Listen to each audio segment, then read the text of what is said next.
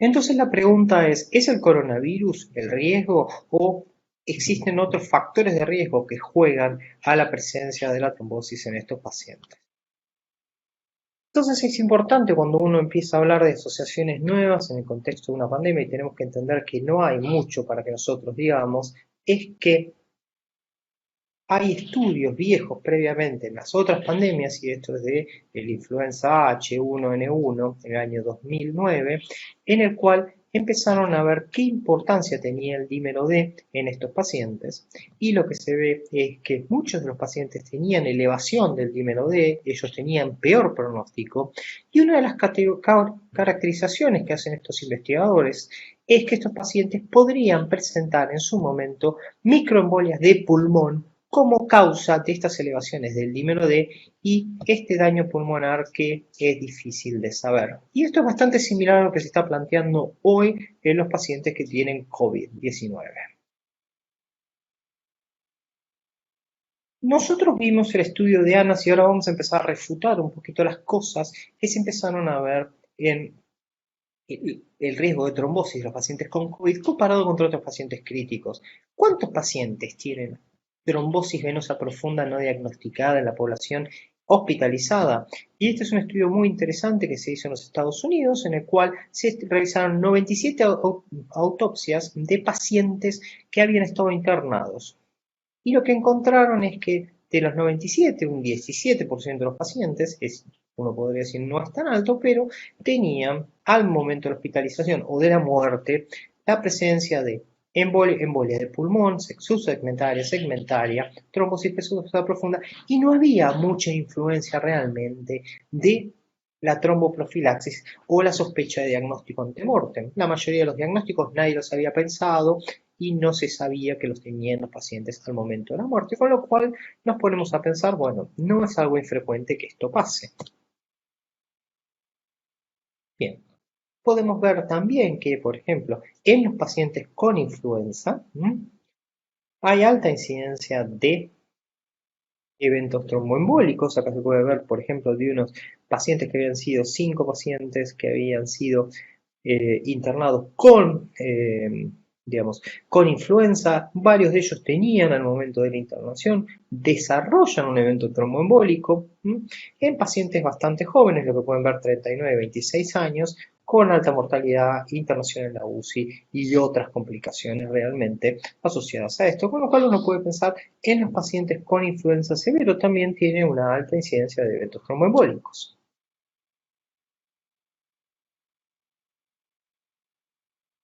Más interesante es este estudio que se hizo, que se presentó recientemente, o el año pasado, en el cual estudian a los pacientes con síndrome de distrés respiratorio y sospecha de neumonía viral por H1N1 y empiezan a estudiar qué le había pasado a los pacientes. Una de las cosas más interesantes es que el 45% de los pacientes que tenían H1N1 con síndrome habían recibido heparina sistémica durante la anticoagulación, perdón, la internación, y el 45% habían recibido tromboprofilaxis. El 37% de estos pacientes va a desarrollar, interesantemente, un evento tromboembólico como complicación. 26 de ellos de los pacientes que tenían finalmente un diagnóstico de H1N1, con lo cual uno puede decir que más allá de lo mismo, con un número similar en ambos grupos, que más allá de las complicaciones se puede ver que en pacientes graves con infecciones virales graves o probablemente bacterianas, los pacientes tienen también un alto riesgo de eventos tromboembólicos asociados a esta enfermedad, no específicamente al virus que uno piensa. Creo que otro estudio que uno puede tener para pensar un poquito si estas asociaciones que estamos viendo son realmente reales o era algo que estábamos viendo en otro lado, es la cantidad de eventos cardiovasculares que tienen los pacientes con neumonía adquirida en la comunidad. Estas son dos series muy grandes, hechas por Corral Medina, una publicada en el 2002 y la otra en el 2017, en la cual ellos miran la cantidad de eventos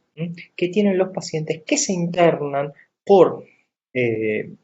neumonía y comparados contra los pacientes en forma ambulatoria, y lo que se puede ver que el 32% de los pacientes, por ejemplo, internados, tenía alguna forma de evento cardiovascular y podemos ver, por ejemplo, que hay una alta incidencia de accidente cerebrovascular sin elevación del ST o con elevación del ST. Más interesante es el estudio que publicó en el 2017 que compara a los pacientes por la severidad de la neumonía hospitalizados contra no hospitalizados y podemos ver que el 26% de los pacientes, similar a lo que se veía en el otro, tienen complicaciones cardiovasculares y un 4% tienen un infarto agudo de miocardio similar a lo que yo les había mostrado en pacientes con COVID internados en la terapia intensiva, con lo cual creo que esto no se ve en los pacientes ambulatorios. Con lo cual creo que es interesante ver que tiene una misma, por lo menos dinámica, riesgo trombótico asociado a los pacientes a la infección cuanto más severa es. Bien.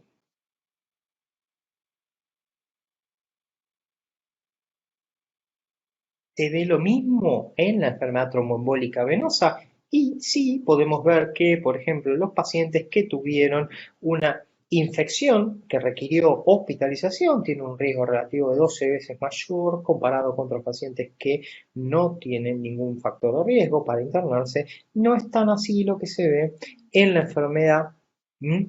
que se trata en la comunidad. Pueden ver ustedes cómo baja de un 12.5 a un riesgo de 4, automáticamente 3 veces baja el riesgo, pero podemos ver que todas las infecciones respiratorias aumentan, especialmente las respiratorias, el riesgo de eventos tromboembólicos, especialmente en pacientes que están hospitalizados. Bien.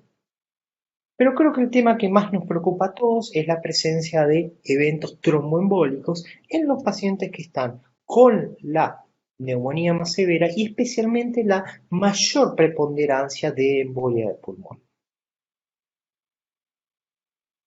Un estudio muy interesante que encontré recientemente está publicado en la revista Critical Care en el año 2012. En este estudio, los investigadores tomaron 176 pacientes que tenían ventilación mecánica asistida por síndrome de estrés respiratorio y requerían una tomografía por cualquier diagnóstico que no fuese una sospecha de embolia de pulmón. A todos estos pacientes, al momento se los llevó al tomógrafo, se le realiza una angiotomografía también y que encuentran que de 176 pacientes, 33 de ellos tenían un diagnóstico de embolia de pulmón, claro, segmentario mayor, y no se había sospechado en la terapia intensiva.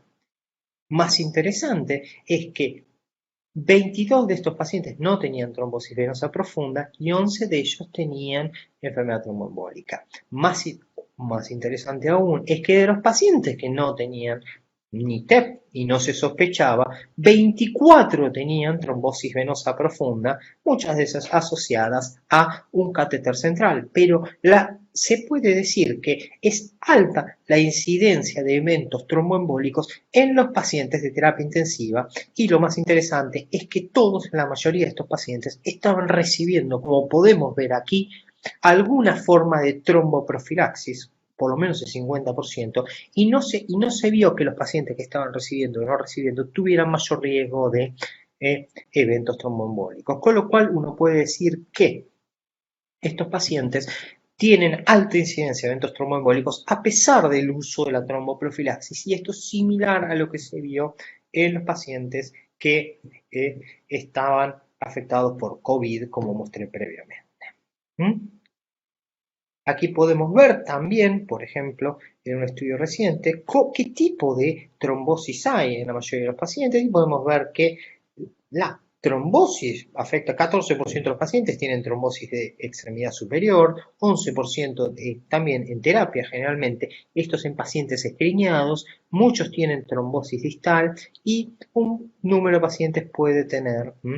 eventos tromboembólicos, con lo cual podemos ver que un 37% de los pacientes en terapia intensiva tienen alguna forma de evento tromboembólico a pesar generalmente de la tromboprofilaxis. Bien, entonces esto nos lleva a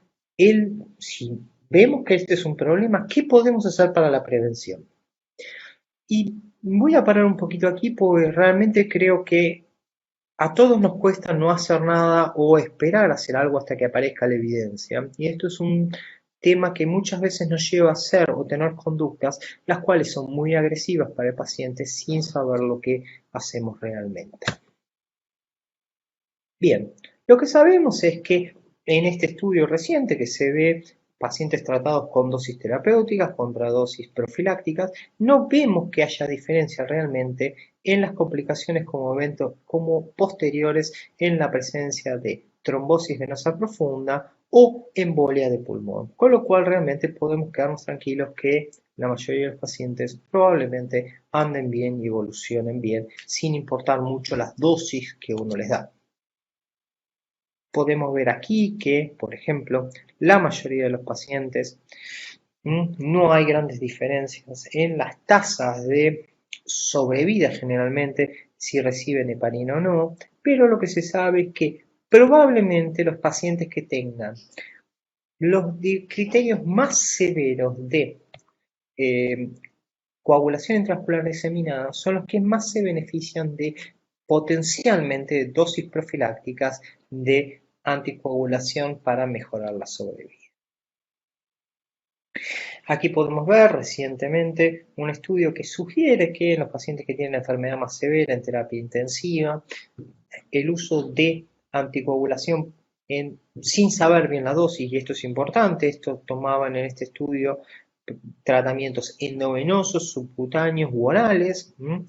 con diferentes formas de anticoagulación, y lo que se ve en los pacientes con la trombosis más severa es que el uso de anticoagulantes favorece la sobrevida de estos pacientes y específicamente se ve que el uso de anticoagulación favorece a los pacientes que estaban recibiendo ventilación mecánica durante el tratamiento.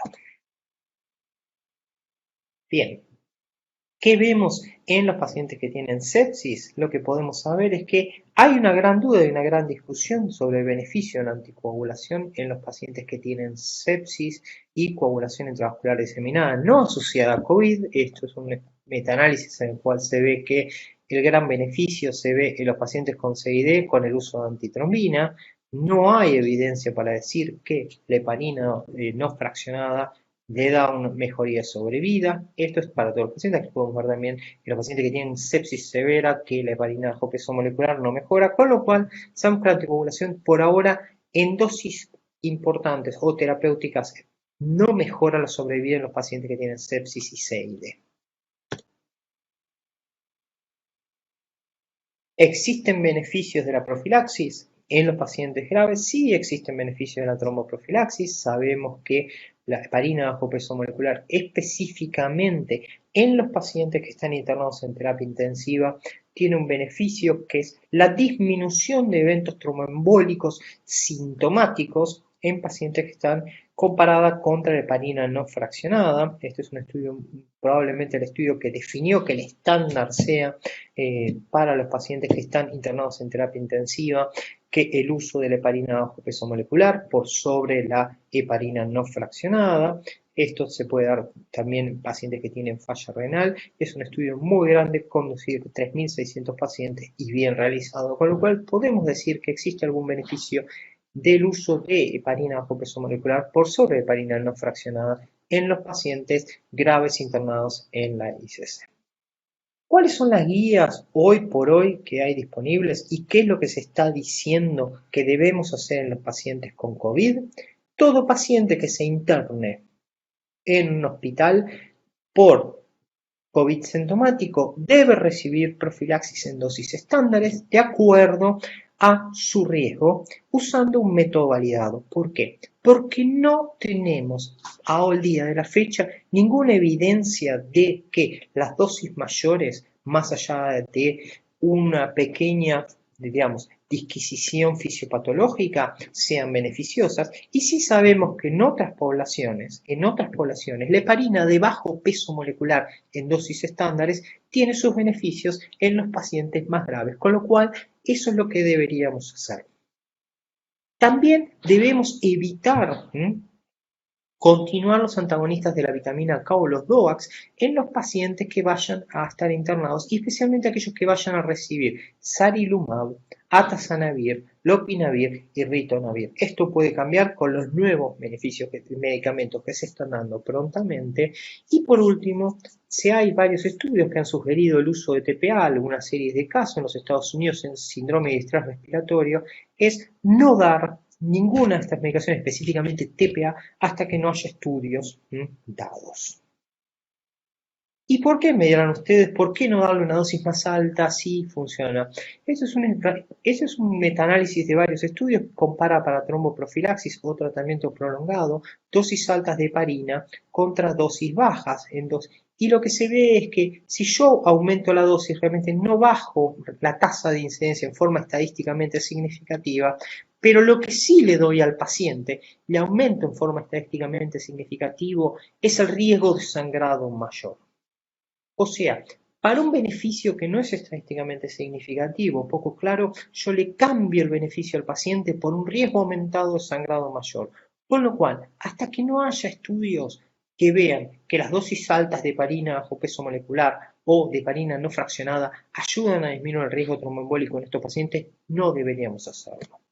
Del TPA también voy a dejar para que piensen, esto es un estudio del peito, pero ¿qué cambiamos en el peito? Cambiamos algunos marcadores indirectos de riesgo de muerte del paciente, como la hipotensión sostenida, por un aumento en la incidencia de accidente cerebrovascular hemorrágico y una equiparación de la mortalidad en los pacientes que recibieron tenecteplase comparado con placebo. O sea, no cambiamos ningún beneficio en el paciente y le generamos daño al aumentar el riesgo de sangrado intracraniano por el uso de TPA. Con lo cual, creo que el uso de estas medicaciones y las medicaciones más importantes o más de mayor riesgo producen debe ser en estudios randomizados controlados. Entonces, ¿qué debemos hacer con el COVID? No se me ocurre más que decir, son 3P: prevenir. Todo paciente internado por COVID tiene que recibir profilaxis de acuerdo a las guías locales y en las dosis recomendadas en las guías locales. Siempre pensar en enfermedad tromboembólica en los pacientes que tienen COVID y desarrollan síntomas de enfermedad tromboembólica, especialmente los más graves por la alta incidencia que hay. Y por último, prohibir el uso de tratamientos no probados fuera de ensayos clínicos. También tenemos que exigir una mejor clarificación del riesgo tromboembólico realmente que hay, asociado a las características de los pacientes, especialmente a los pacientes que tienen la enfermedad más grave, porque queremos realmente, ¿es el COVID o es la gravedad de la enfermedad la que le aumenta la trombosis? Estamos viendo en los pacientes ambulatorios mayor incidencia de eventos tromboembólicos y esperar de la evaluación de las terapias más agresivas, como puede ser el TPA, intercambio de plasma, que se desarrolle en, ¿cómo se llama?, en estudios randomizados controlados, comparados contra lo que se podría decir que es el cuidado estándar. Así que muchísimas gracias por haber la invitación.